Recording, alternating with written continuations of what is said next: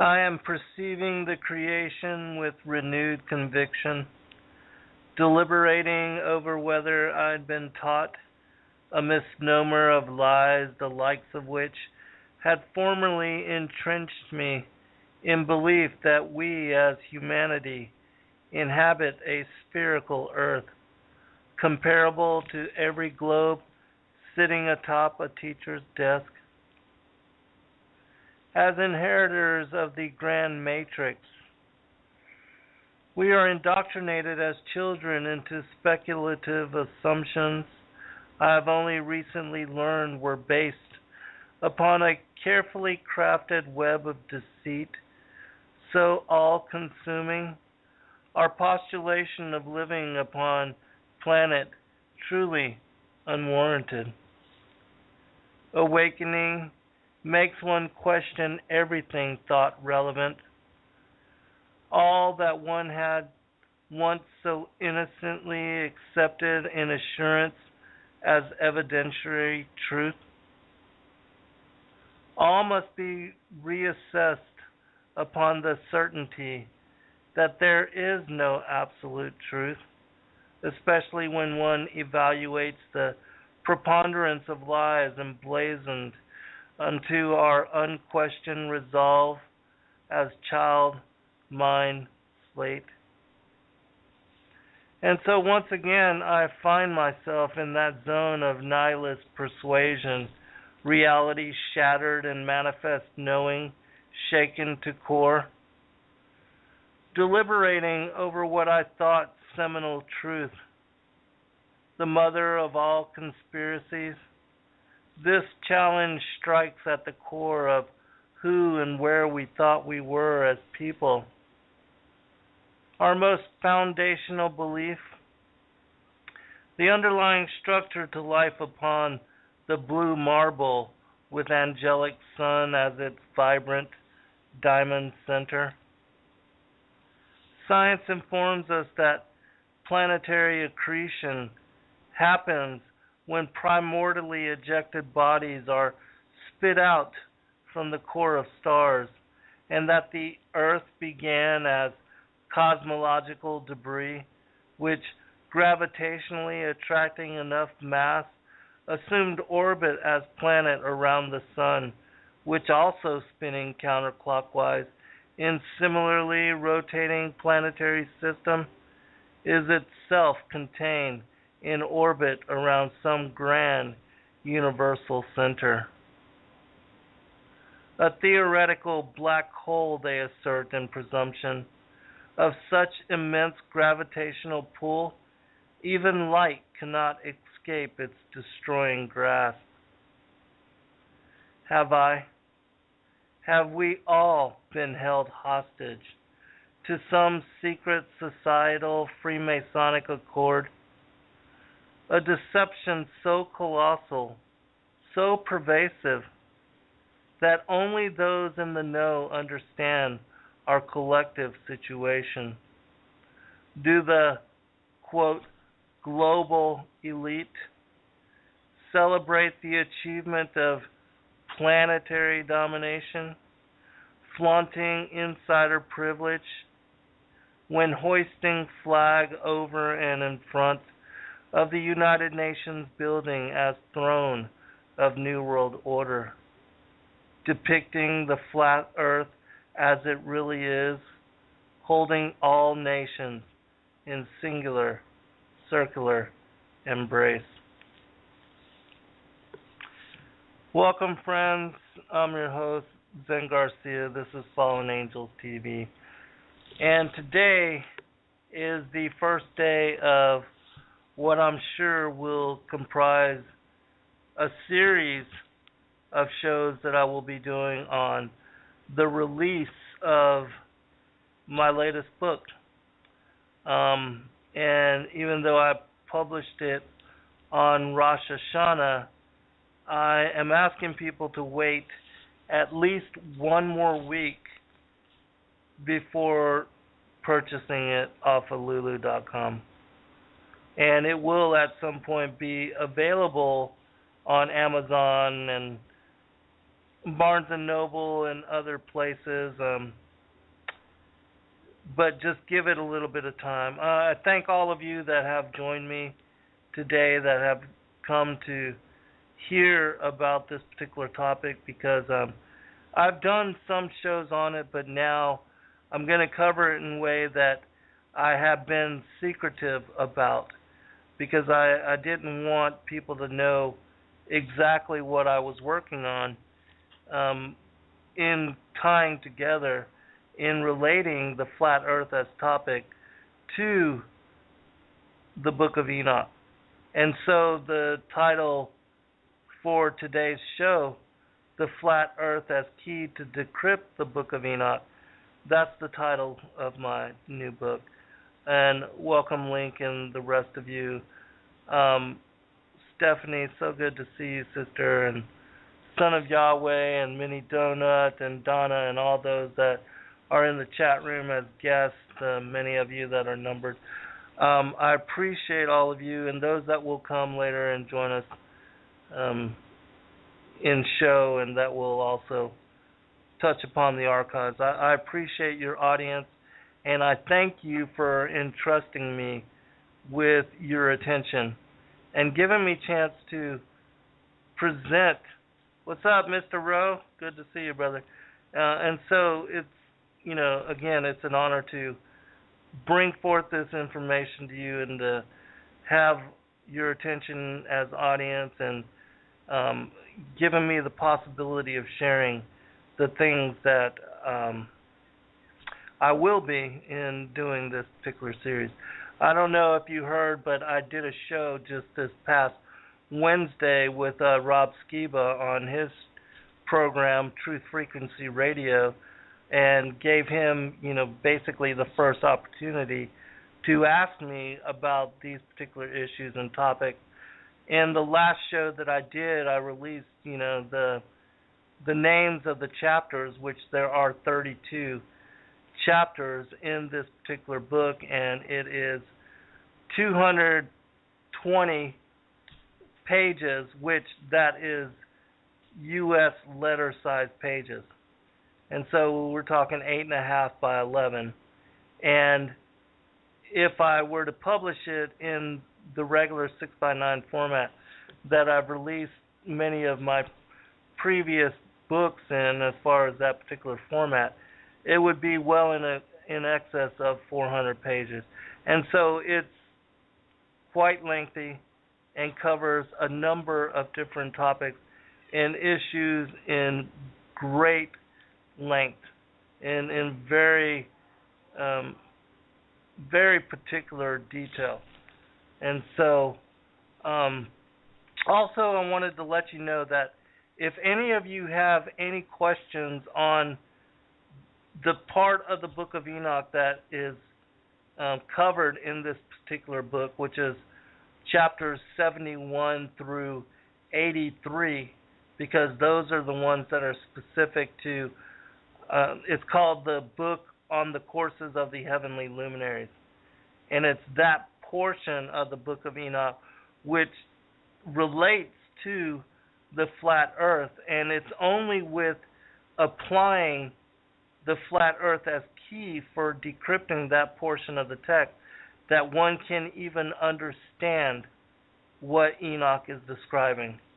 And I'll give you an idea of some of what I'll be covering when I talk about that in just a short bit. But and also the poem that I opened this program with, there's like 4 or 5 poems that I wrote when I first came to this revelation, first was awakened to this particular premise as model for the earth.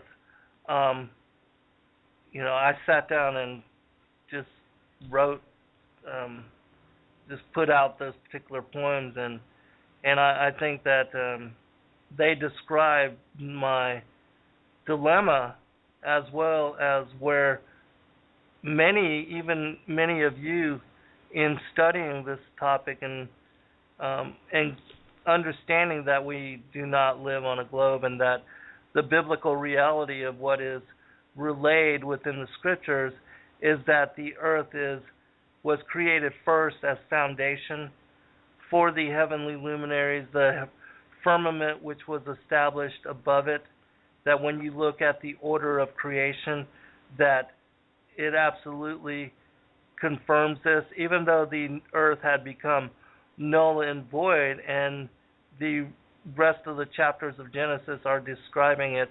recreation. It is, and was a firm, fixed, stationary, and immovable foundation for the establishment of the firmament, and that the heavenly luminaries were then placed into the firmament after the establishment of of basically what Isaiah refers to as the curtain which was spread above the face of the earth, the circle of the earth, as the firmament. And so I'll be covering other things as well in relation to the scriptures, as I do in my book, because so many of my listeners, when I first started to cover this topic, many sent me Isaiah 40, chapter 40, verse 22, as verification that we live on a globe. And I have covered in the shows that I've done previously how in the original Hebrew, using the Strong's Concordance, when you go back, there are no words which relate to a globe or a planet, even though you can find the word planets in, I believe it's in 2 Kings, as reference to the signs of the zodiac. You don't find any relation, any reference, any scriptural confirmation of the earth in the shape of a planet or a globe. And the closest that you can come is the word ball.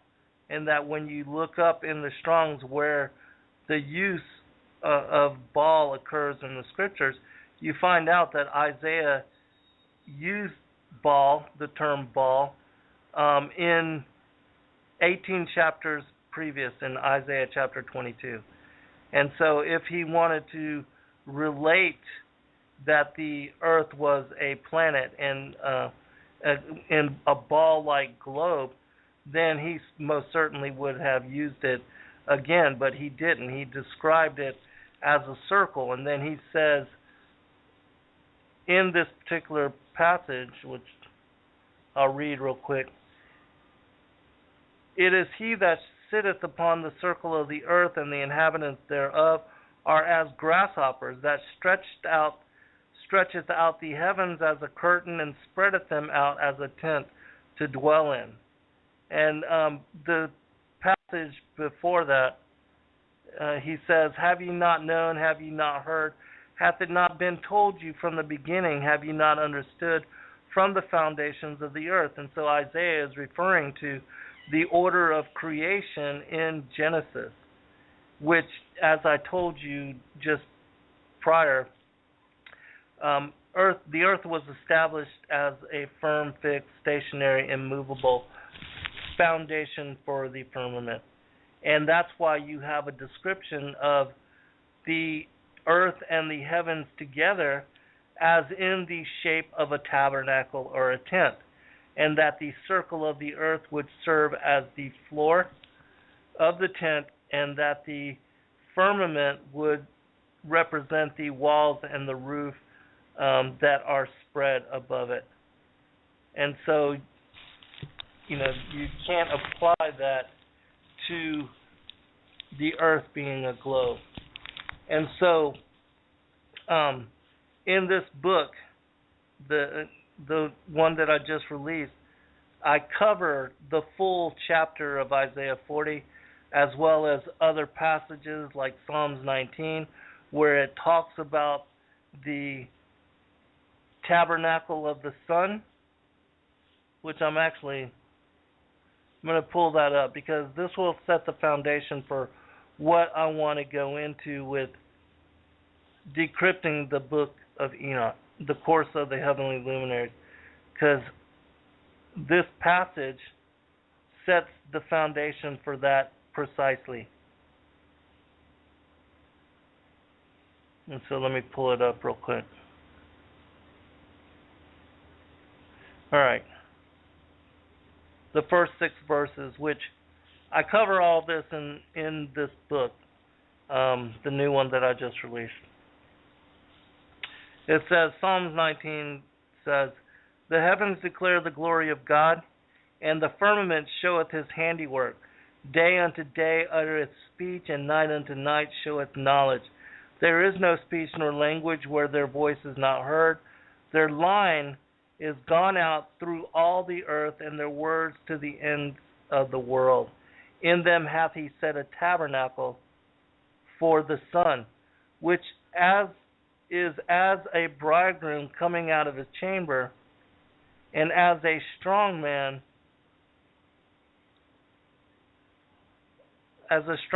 to run a race. His going forth is from the end of the heaven, and his circuit unto the ends of it, and there is nothing hid from the heat thereof."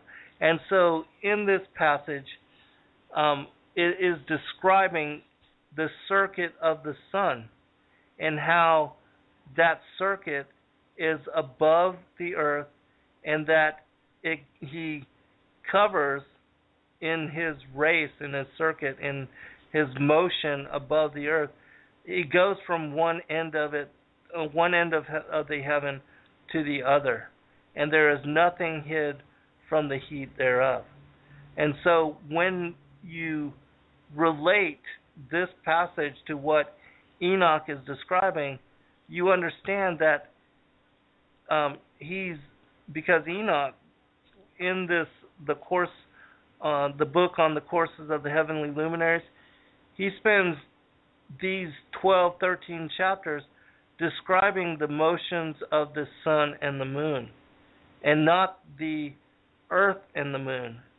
If it in fact was, if the earth were moving in orbit, spinning as it orbited annually around the sun, then you would absolutely believe or think that Enoch would want to describe that motion, because why would it would not make any sense at all for him to describe the motion of the sun in a heliocentric world view, because from the earth, if the sun, if it's the center of the solar system, there would be no motion to it.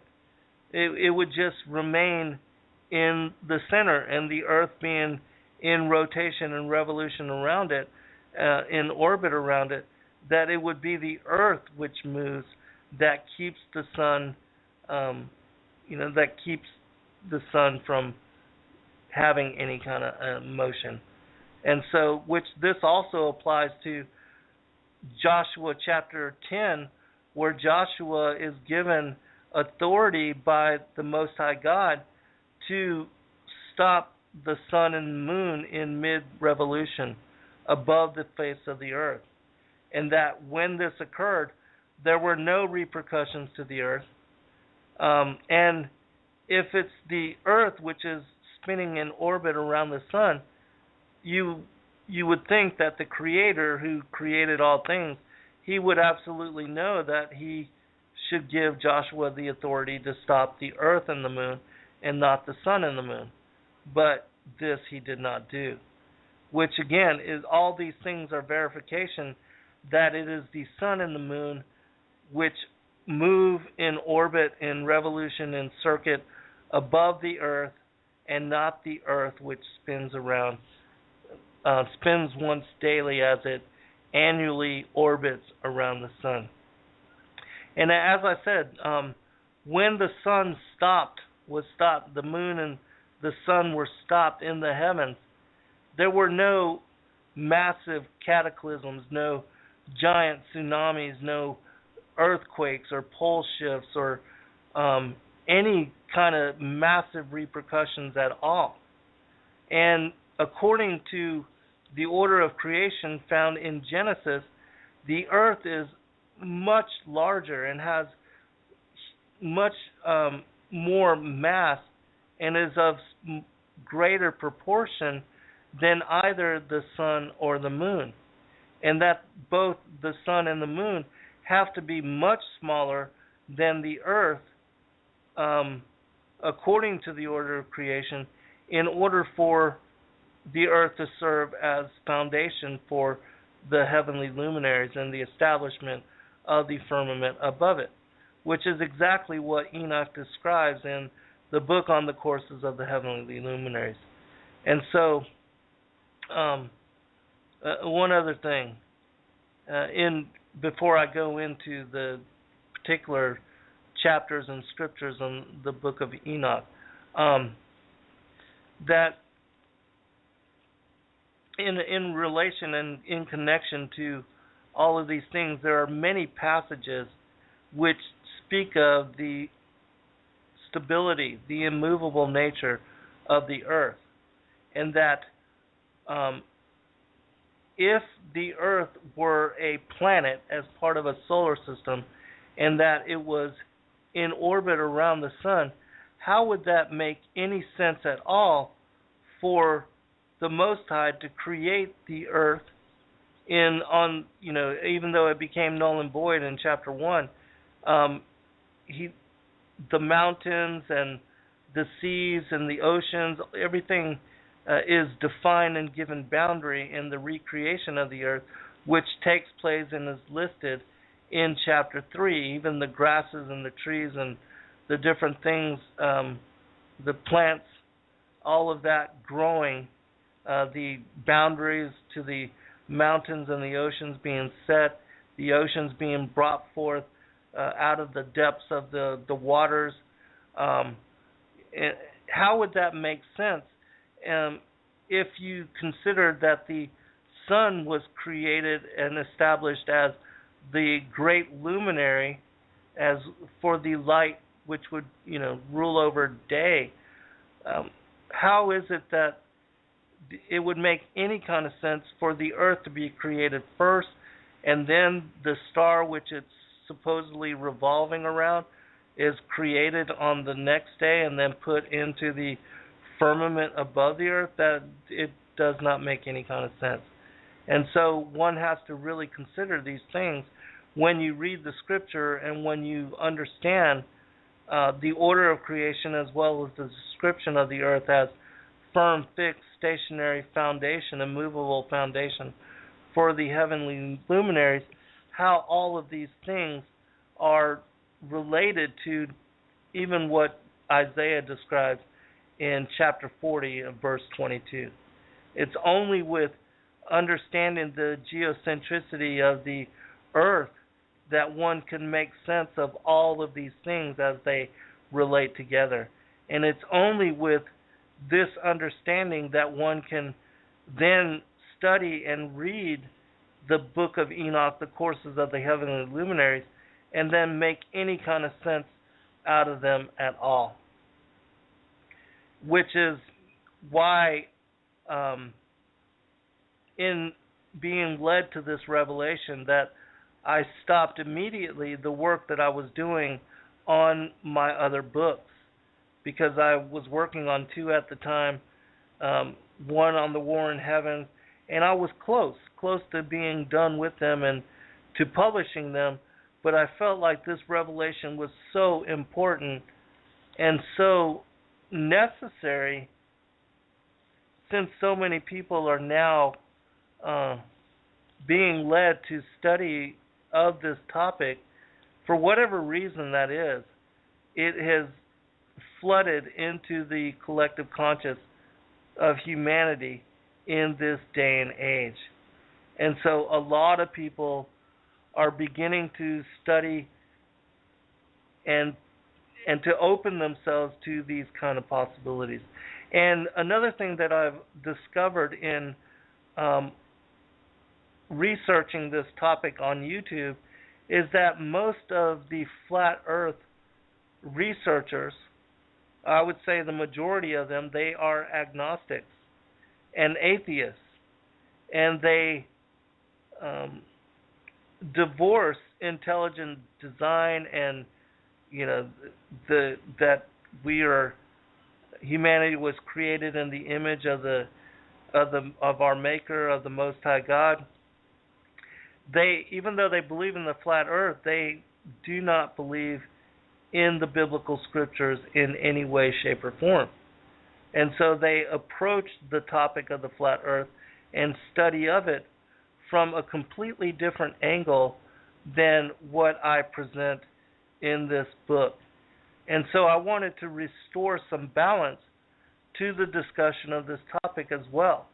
And so that's why I, stopped immediately what I was then working on and began to write this book.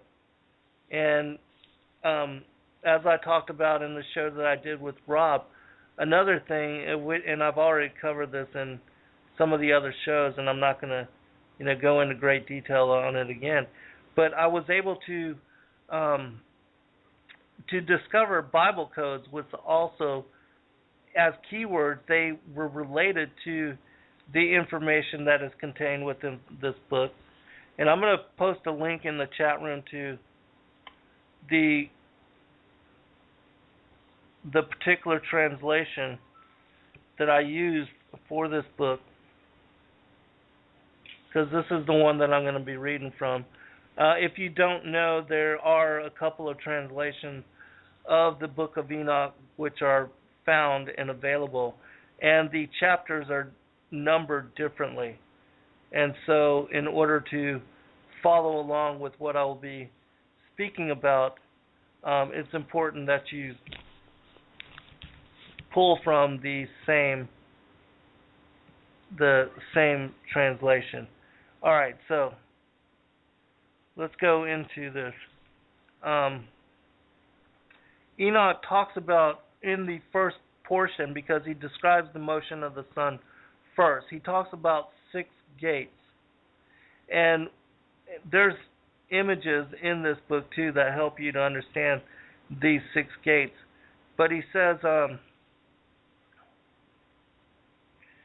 in chapter 71, this is the first law of the luminaries. The sun and the light arrive at the gates of heaven, which are on the east, and on the west of it at the western gates of heaven.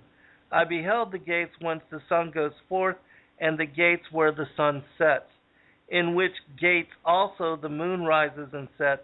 And I beheld the conductors of the stars among those who precede them. 6 gates were at the rising, and 6 at the setting of the sun.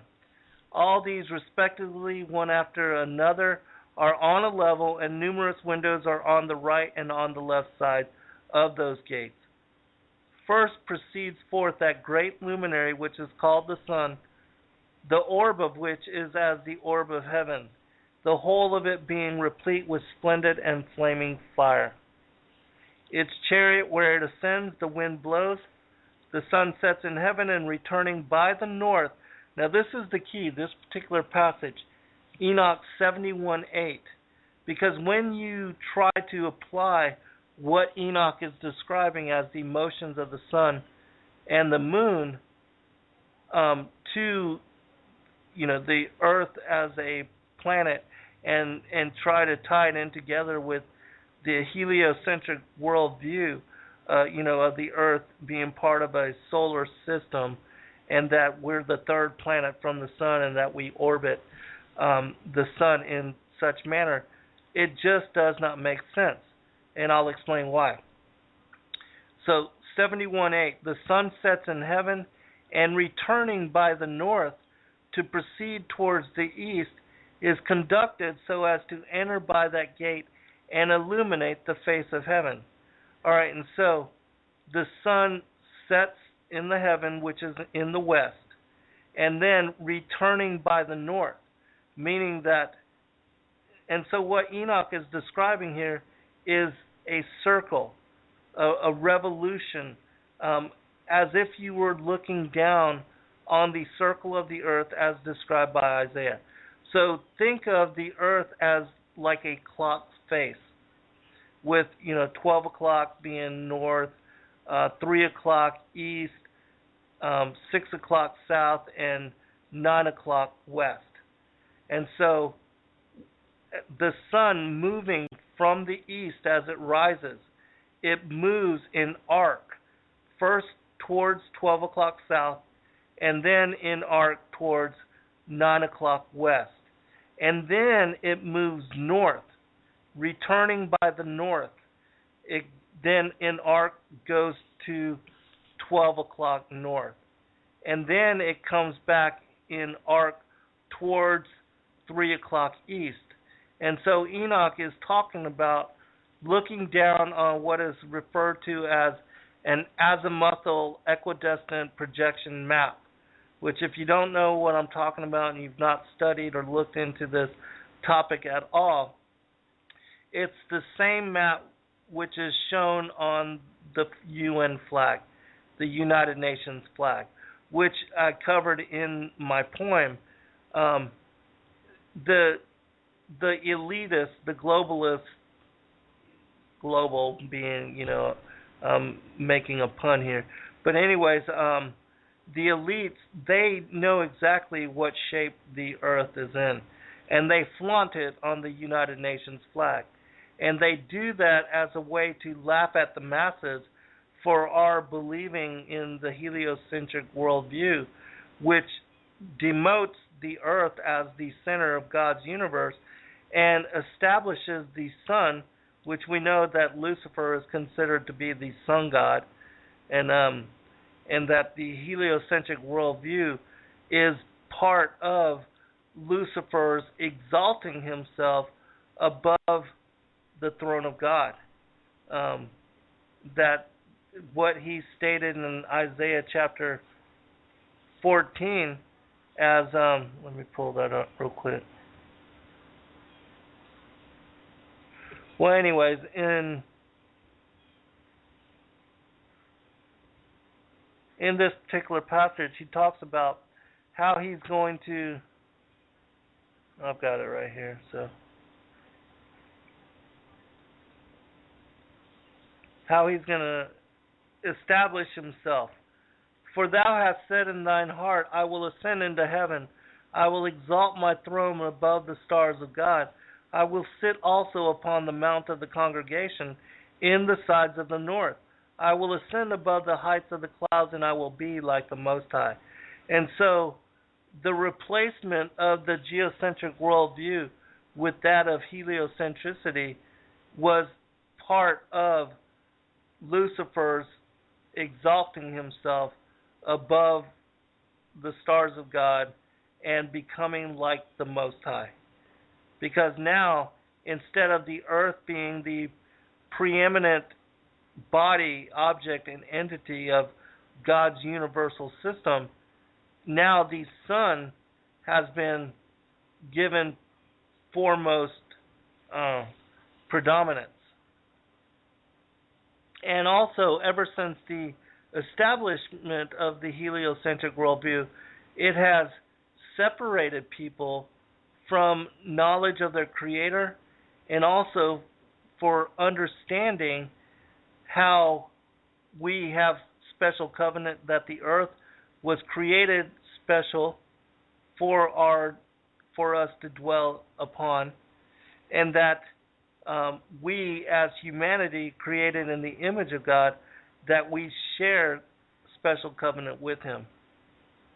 But ever since the heliocentricity and the establishment of this replacement system, science set the premise for other greater deceptions like Darwinism, and the whole premise that we evolved of a monkey.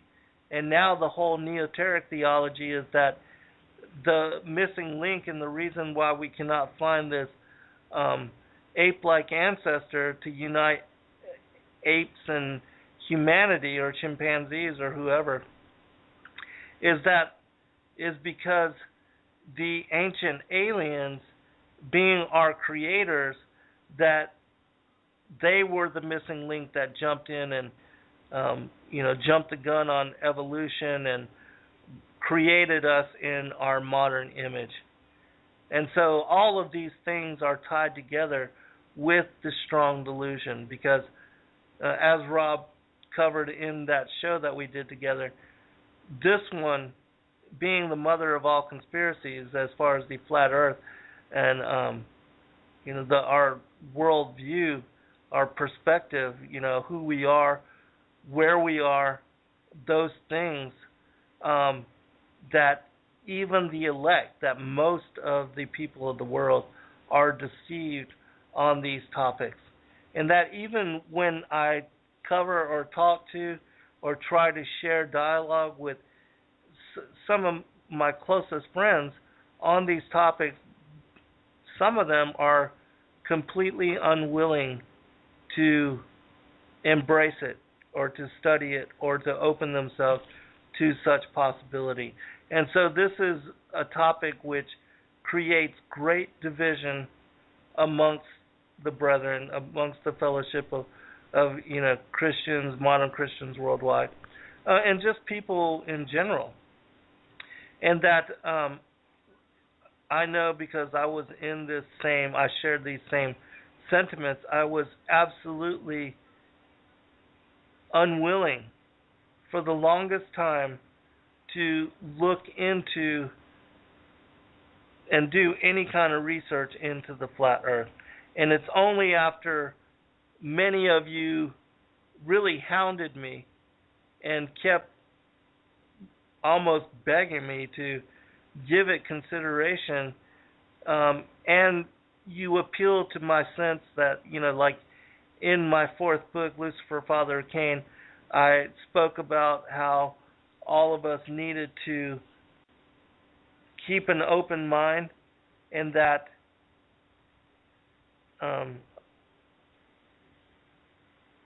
that the height of ignorance is to close oneself off from that research, or to go ahead and have a bias which prevents one from looking into it. And just as it says in Proverbs, he that answereth a matter before he heareth it, it is a folly and a shame unto him. The same thing. There is a principle which is a bar against all information, which is proof against all argument, and which cannot fail to keep man in everlasting ignorance. That principle is condemnation before investigation. And so you, as listeners, appealing to that aspect of the work that I had already done and released in connection to other very esoteric and challenging topics like pre-existence, predestination, Cain being a child of the devil, that's what got me. And so instead of being a hypocrite, I went into it with open mind, decided to give it 2 or 3 days to really, because I felt like I'd be able to overthrow this argument, and I'd be able to, just really throw it out the window and not have to deal with it again. But that was not the case. I would also add that Yeshua said in the Gospel of Thomas, the Pharisees and the scribes have taken the keys of knowledge and hidden them. They themselves have not entered, nor have they allowed to enter those who wish to. You, however, be as wise as serpents and innocent as doves.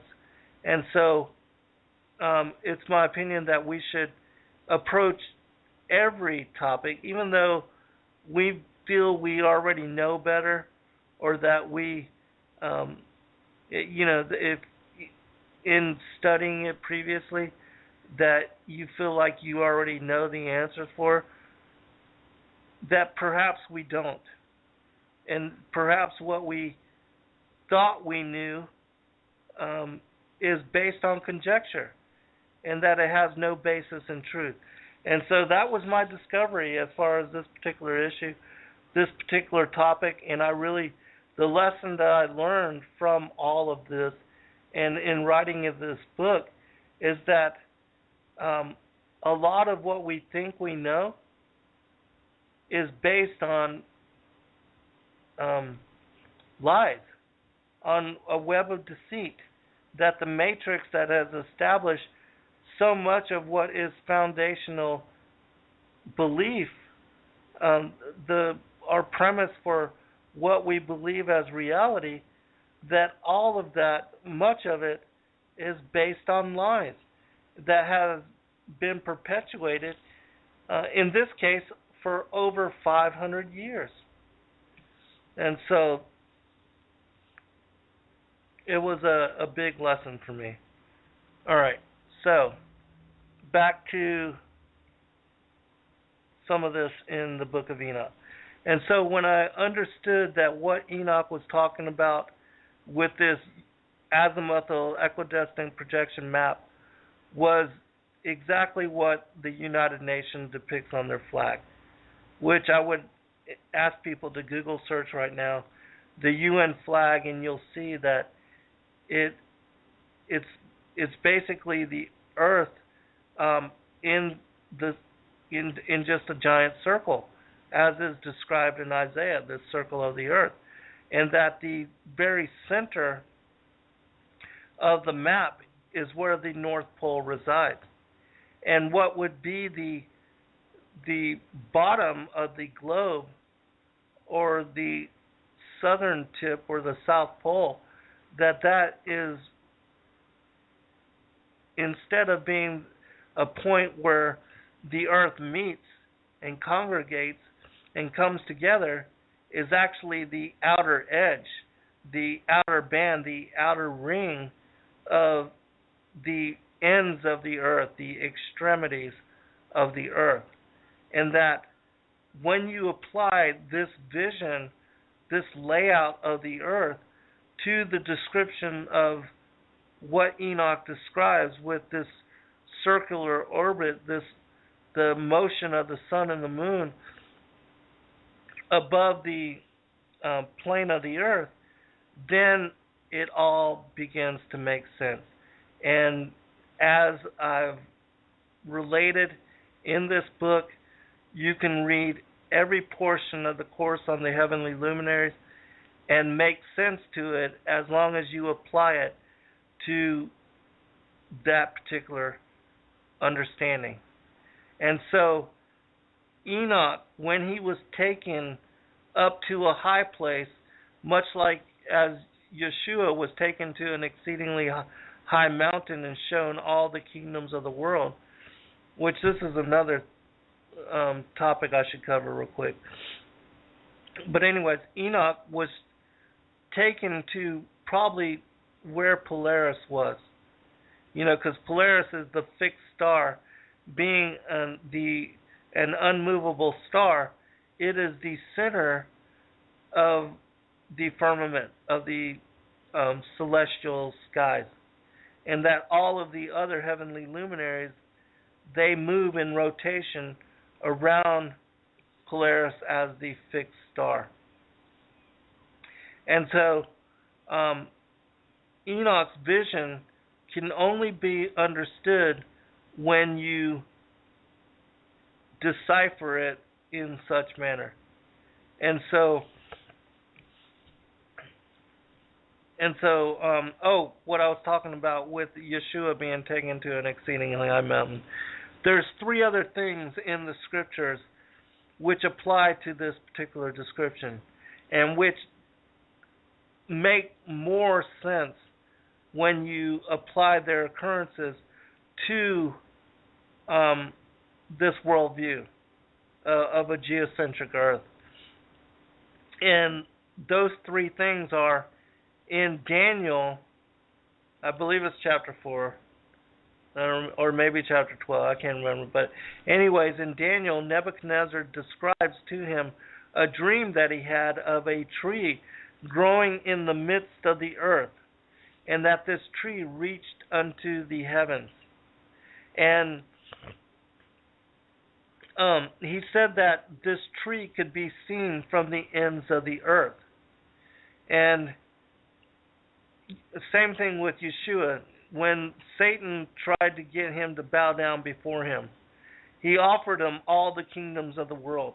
He took him to an exceedingly high mountain, and he showed him all the kings of the world, kingdoms of the world, and he said, if you will bow down to me and worship, I will give you all these kingdoms as they have been given to me, to deliver to whomever I wish to deliver them to.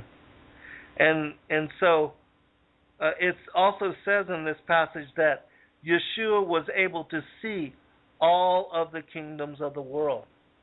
Whereas if we were on a globe, even if he was, at the North Pole, how would you see all of the kingdoms of the world? You can't. And same thing with a tree.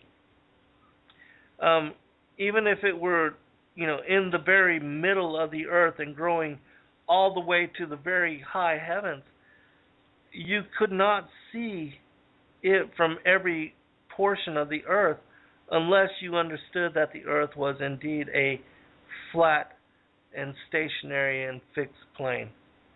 Same thing for Yeshua's return at the end of days. And in Matthew 24 and Revelation chapter 1, it speaks of how every eye will see him, and that when he comes for his second coming, that it will be as lightning spread from one end of the earth to the other, and that every eye will be able to witness his second coming, his return. Same kind of thing. That makes a lot more sense when you understand that the earth is a flat plane and that it is laid out in a giant circle, and that every portion of it, if looking up, all of the inhabitants of the earth are straight up and down. Nobody's upside down. Nobody's on the bottom side of it.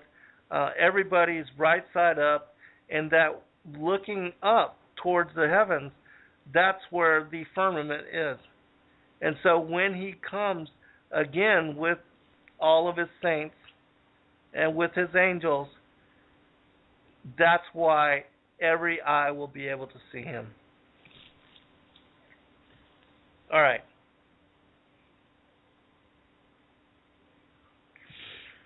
All right, so let me go back into some of the book of Enoch. And so, the gates of heaven.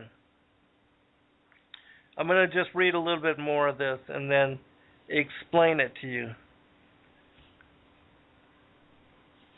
I'm not going to read all of it because it will be unnecessary. You'll get it once I explain this portion.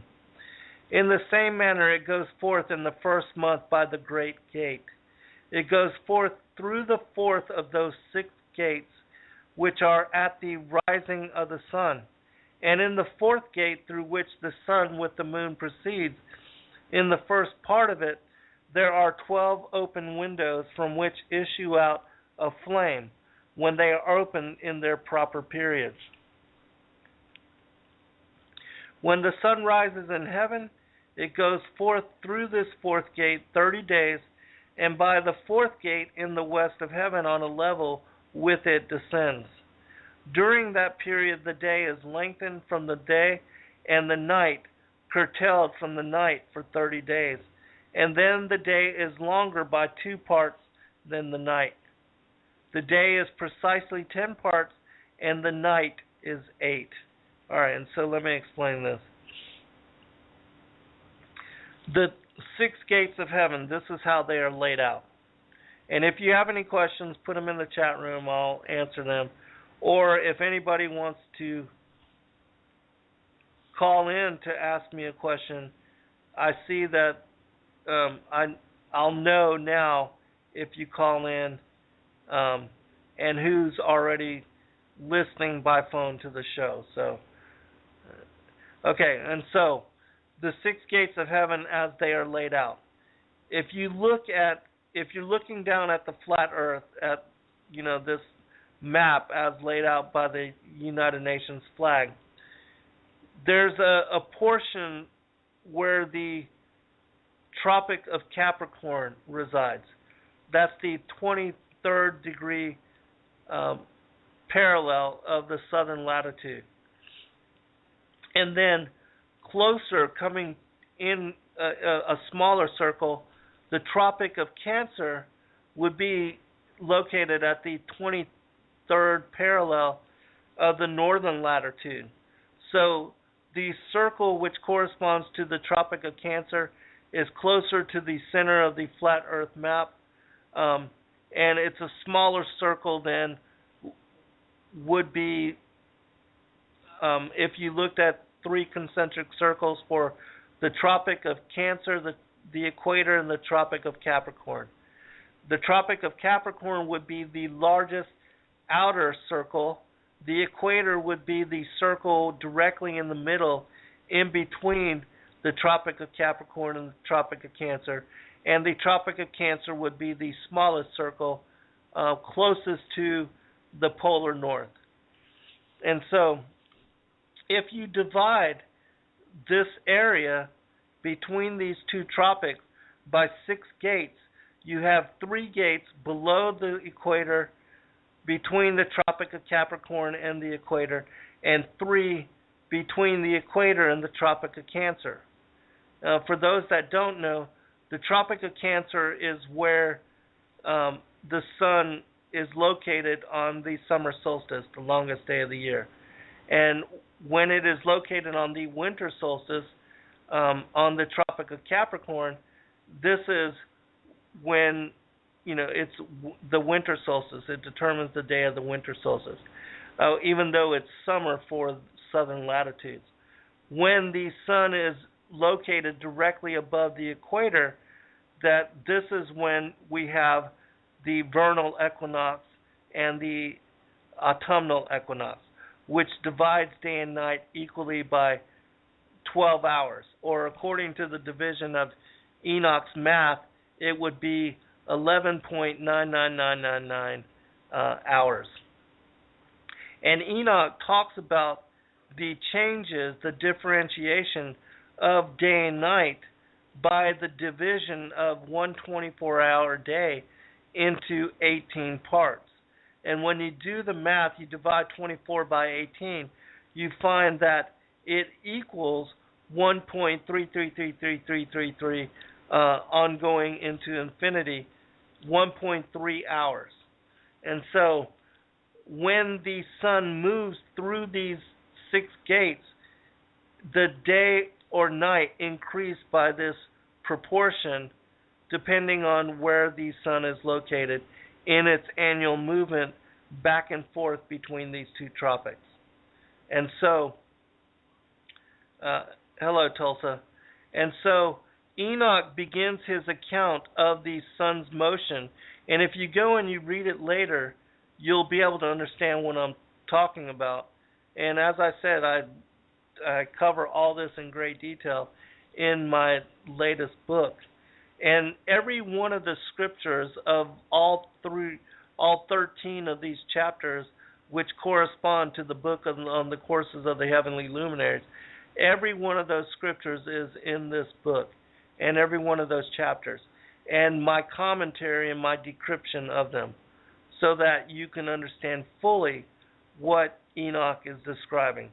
And so he begins his account of the sun's motion when it is located above the equator on the day of the vernal equinox. And the equator is located exactly between the 3rd and the 4th gate. As I said, there's 3 gates below the equator, between the Tropic of Capricorn and the equator, and 3 gates above it. And so the 1st, 2nd, and 3rd gate, if you move up from the Tropic of Capricorn, the 1st gate is directly above the Tropic of Capricorn, the 2nd gate is in the middle, and the 3rd gate actually touches the equator. And then you have the equator, and then you have the 4th gate, which is directly above the equator, the 5th gate right above that one, and then the 6th gate actually touches the Tropic of Cancer. And so, as I said, Enoch begins the account of the sun's motion directly above the equator, between the 3rd and the 4th gate. And then it takes the sun 30 days to move through each one of these gates. And Enoch, the solar year during his lifetime, equal to exactly 365 364 days. Now, hold on just a second.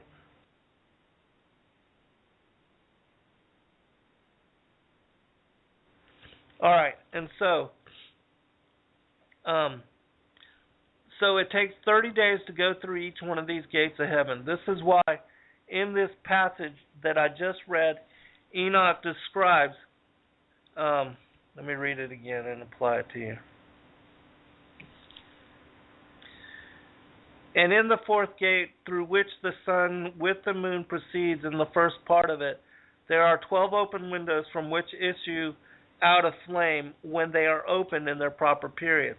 When the sun rises in the heaven, it goes forth through this fourth gate 30 days. And by the fourth gate in the west of heaven on the level with it descends. During that period, the day is lengthened from the day, and the night curtailed from the night for 30 days. And then the day is longer by 2 parts than the night. The day is precisely 10 parts, and the night is 8. All right, so it takes the sun 30 days to travel through the fourth gate to reach the fifth gate. And this the movement of the sun through these 6 gates also corresponds to the seasons of the year, which according to God's calendar, which I cover in great detail in this book as well, the spring begins with the day of the vernal equinox. And then the 3 seasons, as it moves through the 4th, 5th, and 6th gate, and then reaching summer solstice above the 6th gate, that begins summer. Summer solstice begins summer. And then the sun moves south, descends through the 6th, 5th, and 4th gate, and when it reaches the equator again, this is the day of the autumnal equinox. Also, I need to state that it takes the sun exactly 1 day to either cross the equator or reaching the summer solstice or the winter solstice to reverse course and return in the opposite direction. And so this is what this portion of the book on the motions of the sun through these gates, this is exactly what Enoch is talking about. And let me pull up also. I have in this particular book the breakdown of those exact times. So let me pull this up real quick. And what they correspond to.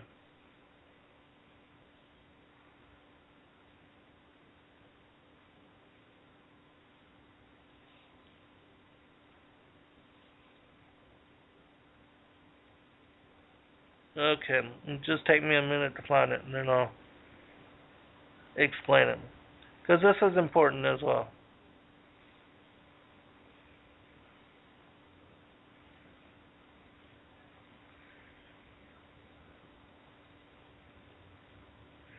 Okay, here it is.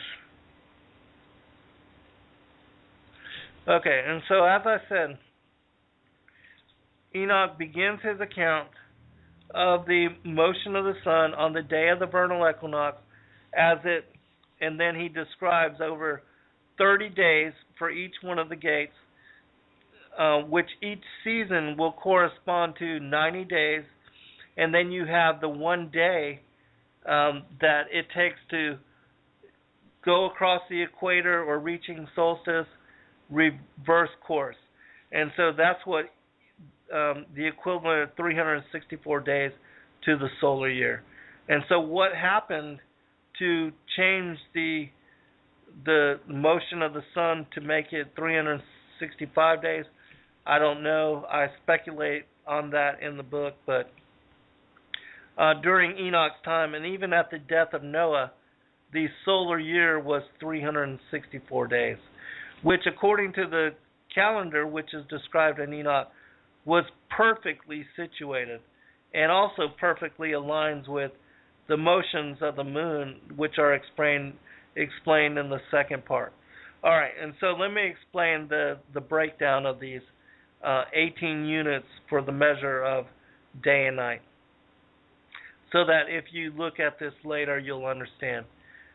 And I've got this broken down as a table. It says in my book, the first gate, the Tropic of Capricorn, it takes the sun 30 days to ascend up to the second gate from the first gate, and 31 days to descend down to the Tropic of Capricorn from the second gate.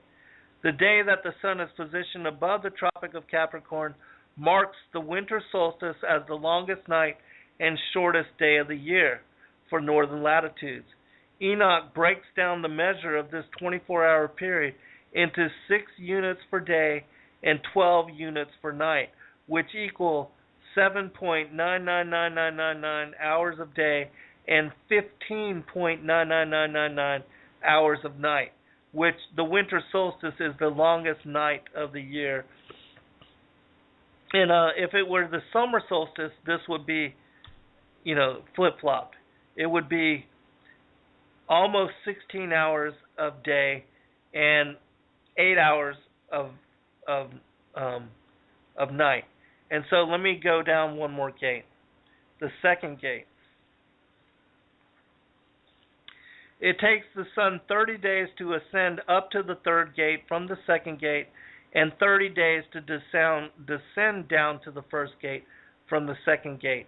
Enoch breaks down the measure of this 24-hour period while the sun is in this gate into 7 units for the day and 11 units for the night, which corresponds to 9.333333 hours of day and 14.666666 hours of night.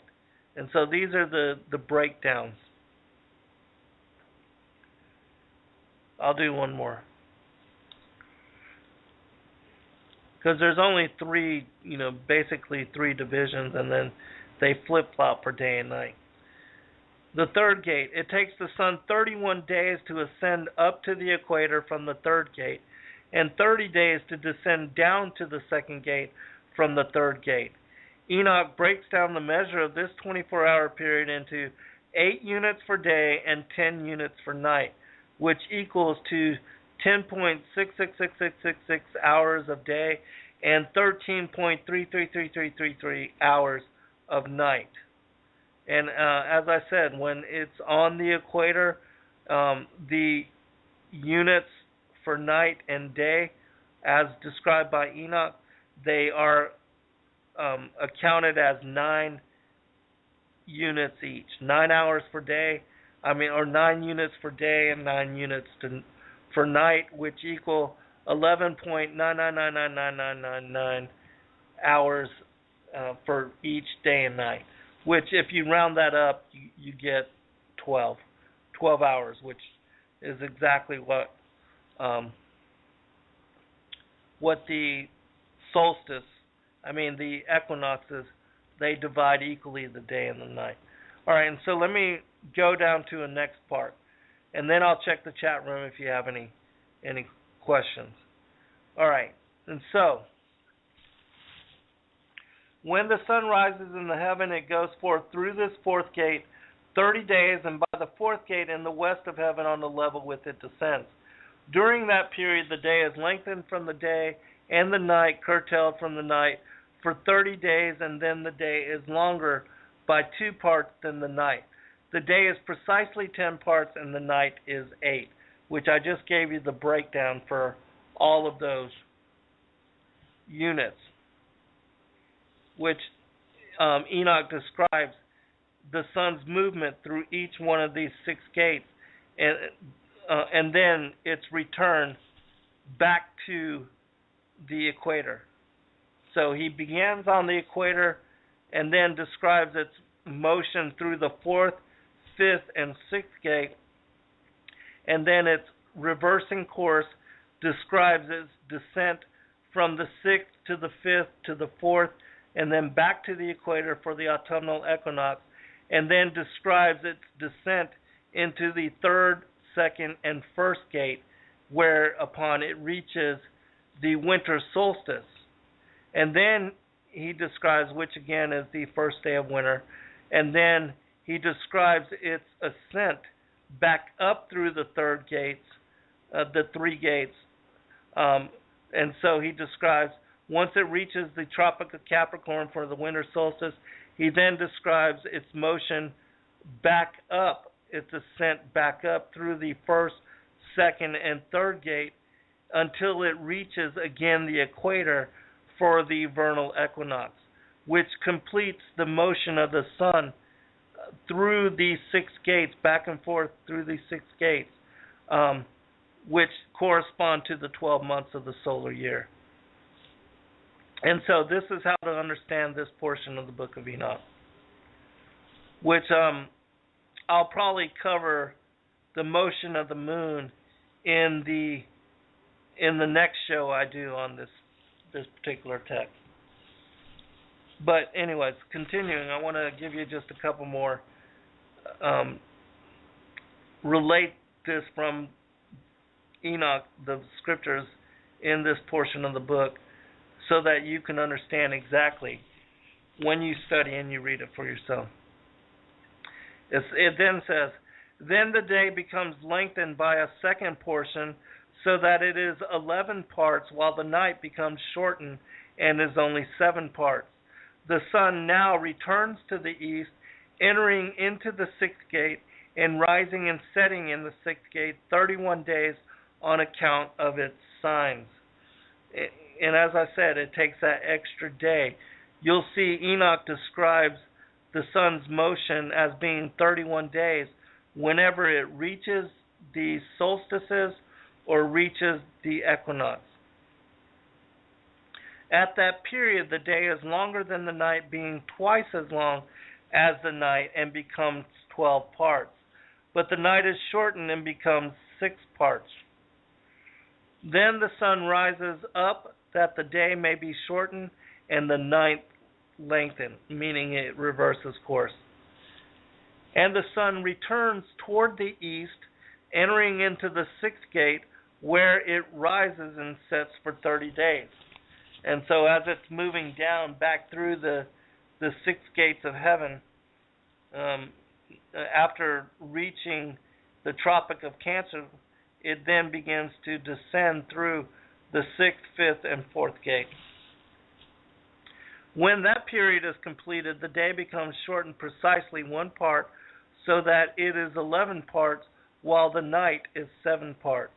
And then the sun goes from the west, from the sixth gate, and proceeds eastwards, rising in the fifth gate for 30 days, and setting again westwards in the fifth gate of the west. At that period, the day becomes shortened by 2 parts and is 10 parts, while the night is 8 parts. Then the sun goes forth from the fifth gate as it sets in the fifth gate of the west, and rises in the fourth gate for 31 days. See, it's reaching the equator again for the autumnal equinox, on account of its signs setting in the west. At that period, the day is made equal with the night, and being equal with it, the night becomes 9 parts, and the day 9 parts. Then the sun goes from that gate as it sets in the west, and returning to the east, proceeds by the third gate for 30 days, setting in the west at the third gate. Again, this description of its motion, moving from east to west, and then back west to east, that is describing its circular revolution above the flat earth plane.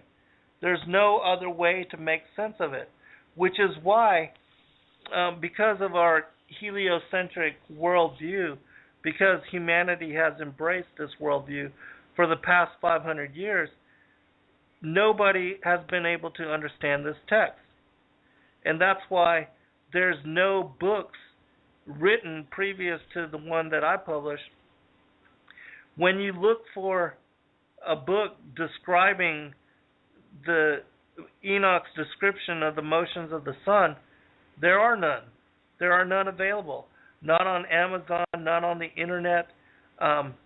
there are no texts that have been written which help people to understand what he's describing. And it's because, as I said, the flat earth is key for understanding what Enoch is talking about.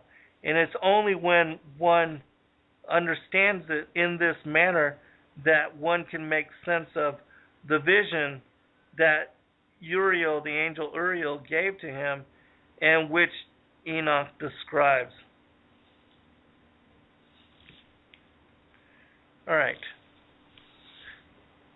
we're going to continue. As I said, if you have any questions, just post them in the chat room. And as I said also, the name of my book is The Flat Earth as Key to Decrypt the Book of Enoch. And it's released even right now on lulu.com. If you want to order it, you can. I would give it at least 2 or 3 more days for me to add one other portion to the text. But if you just, don't want to wait, you can go ahead and order it right now and have it sent to your house within a couple days. And then you can read, exactly what I describe in there of what I'm relaying on this particular radio program. All right. Stephanie says, I think I could understand it better if I could see. Absolutely you would. In some kind of video or maybe a set of drawings. It's very complicated to me anyways. Yeah, it is, and this is why nobody has been able to decrypt this text. And that's a good idea. I will when I create a video out of this show, I will, because I never do that. I don't take the time to do that. But I will actually link illustrations and portions of video that other people have done in describing this motion.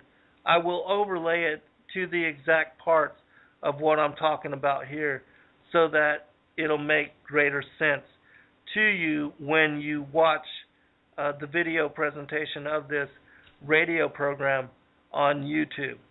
Because those of you that have been following my shows for a long time, you know that I usually just create a generic overlay of my shows and post them to YouTube as video for those shows. But I'll actually take some time to make the pictures and the illustrations and the video correspond to what I'm describing here. All right, let me continue on because I know I'm going to run out of time.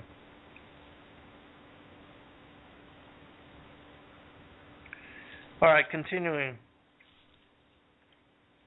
Then the sun goes from that gate as it sets in the west and returning to the east. See, that's a circular description.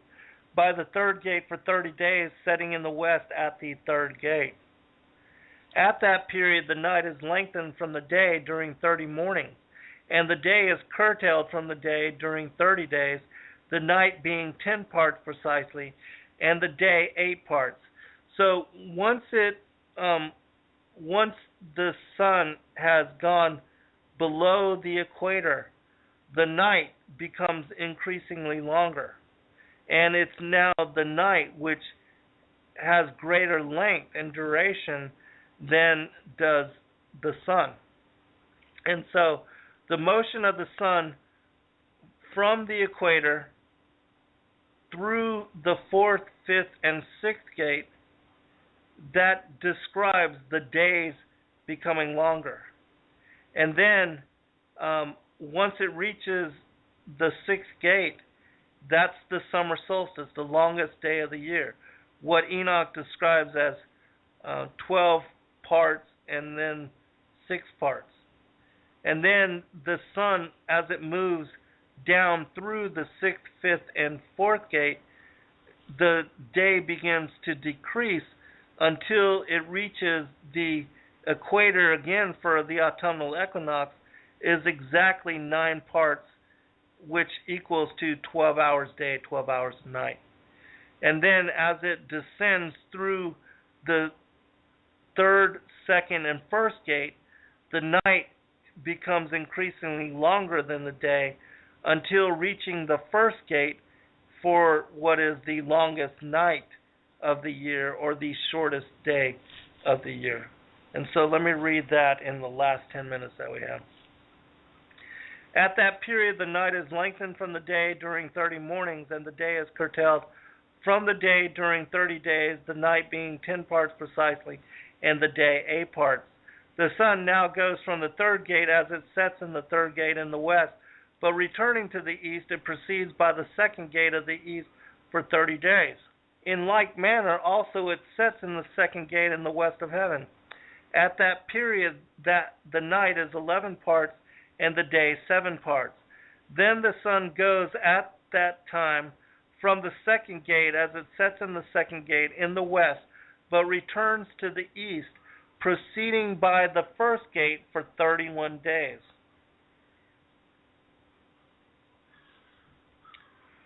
And then sets in the west in the first gate. At that period, the night is lengthened as much again as the day. It is 12 parts precisely, while the day is 6 parts. The sun has thus completed its beginnings, and a second time goes round from these beginnings. Into that first gate it enters for 30 days, and sets in the west in the opposite part of heaven. And so Enoch here is describing the sun after reaching the winter solstice on the Tropic of Capricorn. It reverses course and starts to ascend back up through the 3 gates, the first, second, and third. At that period, the night is contracted in its length a 4th part, that is, 1 portion, and becomes 11 parts. The day is 7 parts. Then the sun returns and enters into the second gate of the east. It returns by these beginnings 30 days, rising and setting. At that period, the night is contracted in its length.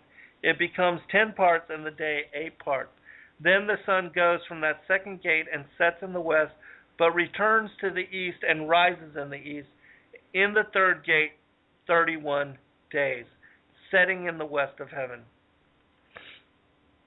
At that period, the night becomes shortened. It is 9 parts, and the night is equal with the day. The year is precisely 364 days. The lengthening of the day and night and the contraction of the day and night are made to differ from each other by the progress of the sun. By means of this progress, the day is daily lengthened and the night greatly shortened. This is the law and progress of the sun and its turning when it turns back, turning during 60 days and going forth. This is the great everlasting luminary that which he names the sun forever and ever.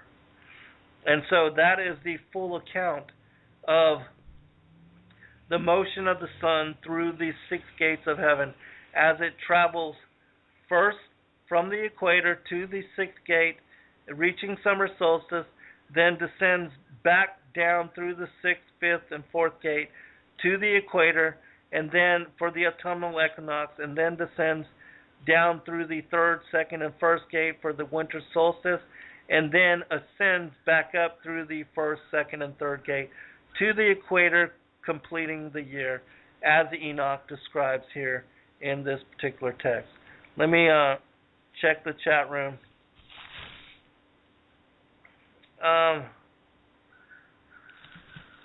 Let's see. You're welcome, Link. She says that will be so great, talking about me connecting this information to some videos and some drawings, and I will post it next show. I'll have it done by next Saturday's show, and I will share it with you. Also, I want you to know that we, yesterday to this evening, I believe it's this evening, is the Day of Atonement, and that we will reach the Feast of Tabernacles on the 23rd of September.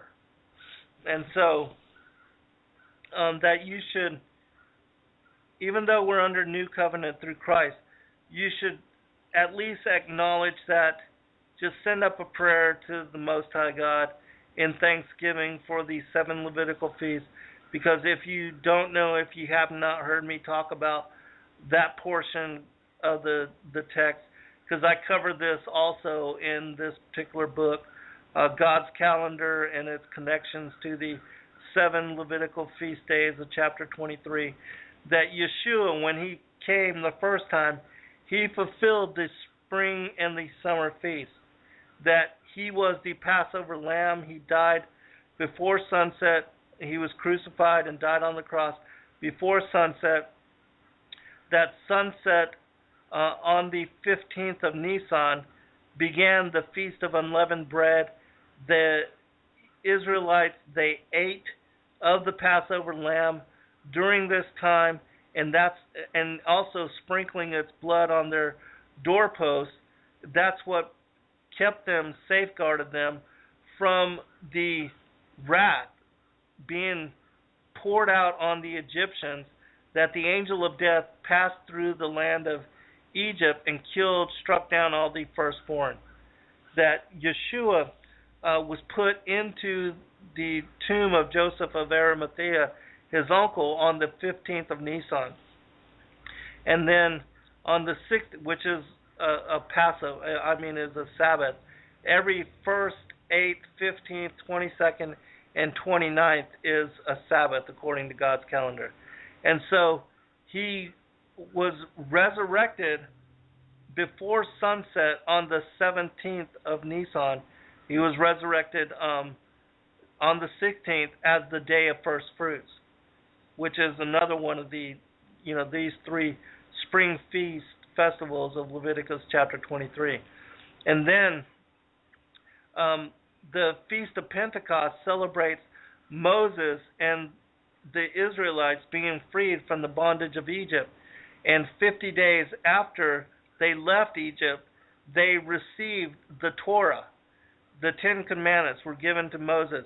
And so the Feast of Pentecost is to celebrate the receiving of the Torah and the Israelites becoming a nation and a people dedicated to Yahweh God, Yahweh the Most High, the Father. And this aligns with Yeshua's first coming, because it was on this day that the Holy Spirit filled the apostles and the other people of the nations. They heard them speaking in their own language. They were speaking in tongues, and they were able to be understood in their own language. And so that signified the beginning, the establishment of the church. And so Yeshua will fulfill with his return, with his second coming, the 3 fall feasts, which, if you don't know, they align with the Feast of Tabernacles, the Feast of Trumpets, which also aligns with the trumpet being sounded by the 7th angel. And it says in Revelation, the kingdoms of this world have become the kingdoms of our Lord and his Christ.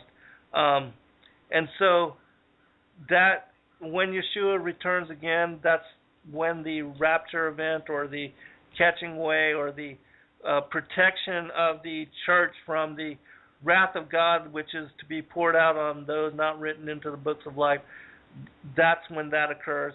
And then the Day of Atonement, it aligns with the judgment seat, when Yeshua takes the judgment seat, and every knee bows, every tongue confesses, all are brought before him to declare and to be judged according to their worth, whether they will have and take part in salvation. And then the Feast of Tabernacles aligns with the millennial reign. And so all of these things, align with, and it's another reason why it's important to not only study God's calendar, but also these 7 Levitical feast days and how they are prophetically connected to Yeshua's first and second coming. And all of this material is part of this book. As I said, the name of the book is The Flat Earth as Key to Decrypt the Book of Enoch. And so I appreciate all of you, and thank you for taking the time to listen to me and join me for this show. And I will do my best to line up some videos and some photographic evidence so that you can better understand what I covered in detail in this particular show. I appreciate all of you. I pray that the Most High leads you in guidance and discernment. Remember, today is the latter part of the Day of Atonement, and it's a day that we should reflect on how to become closer in relationship to the Most High God, so that we can be worthy to be counted with the elect when the day of the Lord commences, and we are, counted. Hopefully, pray that we are all counted worthy to have part in salvation and to have an inheritance in eternal life. God bless all. Good night.